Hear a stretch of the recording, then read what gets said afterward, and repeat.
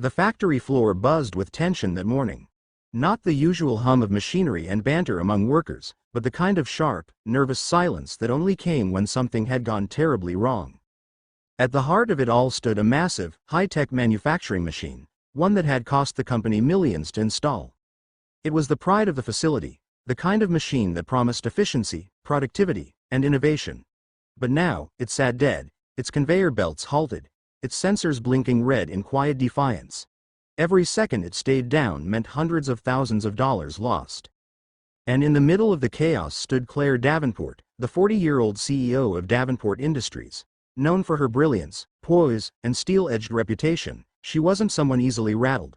But today, her composure was fraying. She had investors flying in within hours to see the machine in action. Without it, contracts would collapse, trust would vanish, and everything she had built might crumble. Workers whispered, engineers scrambled, IT specialists hunched over screens. Yet no one had the answer. The machine was cutting-edge European tech, imported, customized, and notoriously complicated. Every attempt to reboot failed. Every manual override was met with more errors. Finally, in a half-joking, half-despairing tone, Claire exhaled, brushed a strand of hair behind her ear, and muttered loud enough for the room to hear. "Someone fix this machine, and I'll marry them myself." From the back of the room, leaning against a steel pillar, a man lifted his head. He wasn't in a suit like the engineers. He wasn't carrying a laptop or fancy toolkit. His hands were rough, his clothes a little stained with oil and grease. He was Tom Bennett, 35 years old, a contract mechanic who came in when the company needed extra hands for heavy equipment repairs. People didn't pay him much attention most days. He was quiet, unassuming, the type who showed up, did his job, and left without fanfare. But his eyes, a sharp gray blue, had been watching the scene unfold. And when he heard the CEO's words, his lips curved into the faintest of smiles. "Guess I'll give it a shot," he said, his voice carrying just enough to turn heads. Laughter broke out. Engineers exchanged amused glances. One even muttered, "Sure, grease monkey, good luck with that." But Tom didn't flinch. He walked forward, steady and unbothered, until he stood before the towering machine. Claire raised an eyebrow at him, half curious, half doubtful. "You're a mechanic, right?" she asked. "That's one way to put it," he replied, crouching to examine the base of the machine. "I like fixing things people think can't be fixed." The room went quiet as he pulled a small flashlight from his pocket, then a few tools from the worn leather pouch strapped at his side. His hands moved with calm precision, as if he were reading a language no one else understood. Claire crossed her arms, trying to mask her skepticism with a businesslike air. "Just so we're clear," she said coolly, "that comment wasn't serious." Tom chuckled softly without looking up. "That's fine. I wasn't planning on proposing in a factory anyway." A few workers snickered at the unexpected confidence in his tone. But as minutes passed, the laughter faded, replaced by a strange, growing anticipation.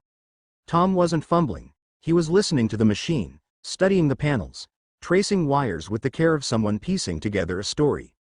"European tech, right?" he asked casually. "Yes," Claire answered, surprised. "Figures. They build them beautifully, but if one tiny calibration slips, the whole system panics.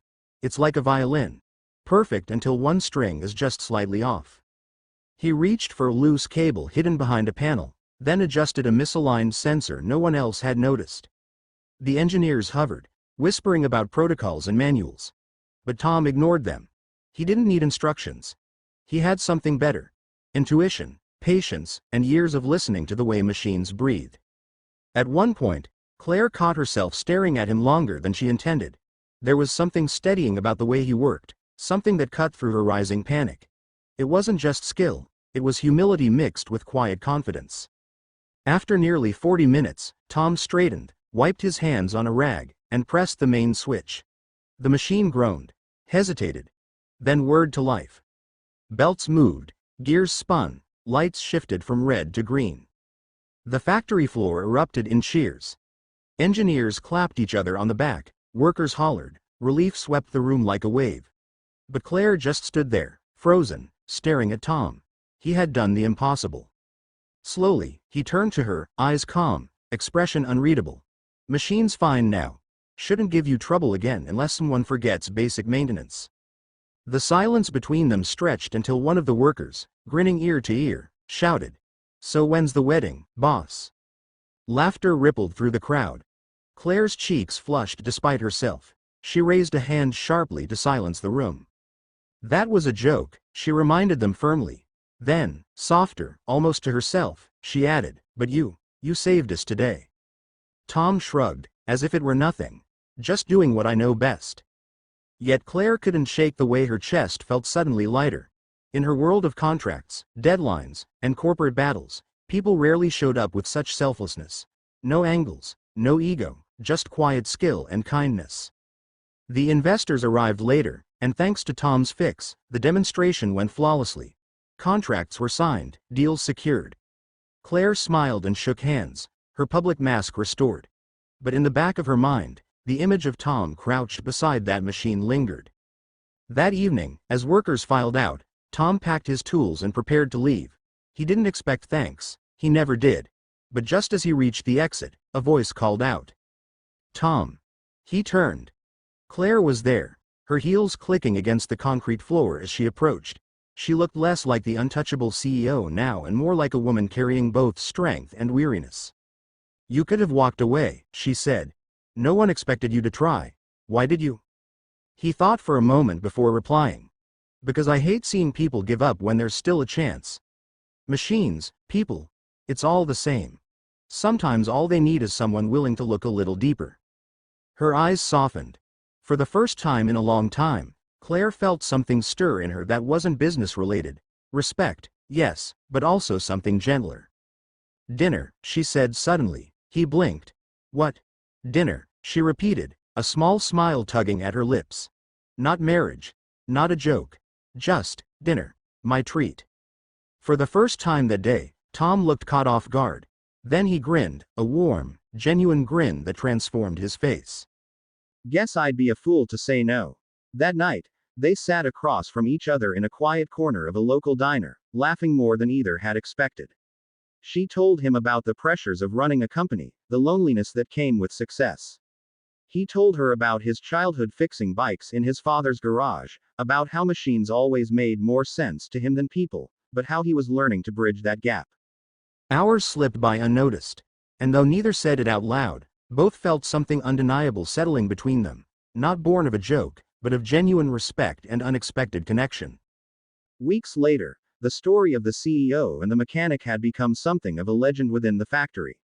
Workers teased, engineers rolled their eyes, but deep down, everyone loved it. Because in a world where things often felt transactional, where kindness was rare and miracles rarer, it was proof that sometimes, against all odds, people still surprised you. And Claire never joked about marriage in desperation again. But she also never forgot the day a man with grease-stained hands and a calm smile walked in and did the impossible. Not just fixing a broken machine, but reminding her that even in the hardest moments, humanity still mattered.